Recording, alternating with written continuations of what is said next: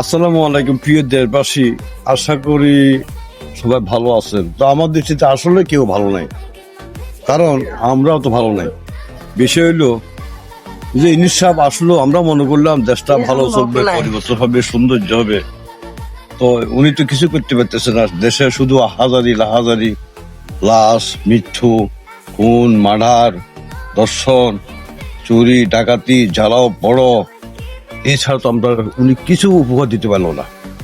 দেখুন, কত সরকার গেলে পর্যন্ত কোন সরকার এইভাবে সেনাবাহিনী মারে রাখে? সে আজ 1.5-2 বছর ক্ষমতা চালাতেছে সেনাবাহিনী দিয়ে। শুধু এত সরকারকে কোন সরকারের সেনাবাহিনী দিয়ে এইভাবে দেশটাকে চালায়নি।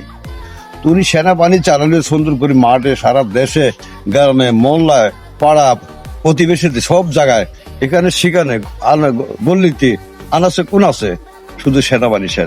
তাহলে দেশটা কেন উনি কন্ট্রোল করতে পারতেছে না? উনি কি করতেছে এগুলা? আমি নিশ্চয়কে বলবো, আপনি দয়া করে ক্ষমতাটা ছেড়ে দেন। দেশকে আর ধ্বংস করবেন না, দেশের মানুষকে আর মারবেন না। শুধু আহাজারি লাহাজারি ছাড়া, শুধু মৃত্যুর লাশ ছাড়া, হ্যাঁ, আপনি দেশে কোনো উপহার দিতে পারেননি। দয়া করে আপনি আপনি আপনার কর্মস্থলে চলে যান। আপনার এমন গুণমান আছে, আপনি সম্মানের ব্যক্তি। আপনি এখানে থেকে আর সম্মানটা হারাইয়েন না। দয়া করে এই দেশটাকে আর ধ্বংস করবেন না। ধন্যবাদ।